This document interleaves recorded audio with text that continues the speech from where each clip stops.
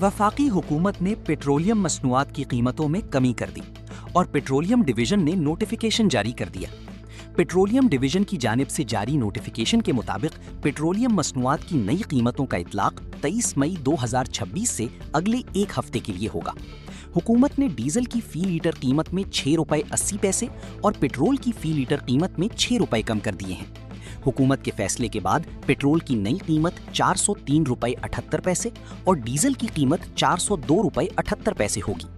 याद रहे कि हुकूमत ने गुज़िश्ता हफ्ते पेट्रोलियम मसनूआत की कीमतों में 5 रुपए फी लीटर कमी कर दी थी, जिसके बाद पेट्रोल और डीजल की फी लीटर कीमत बिलतरतीब 409 रुपए 78 पैसे और 409 रुपए 58 पैसे मुकर्रर कर दी थी।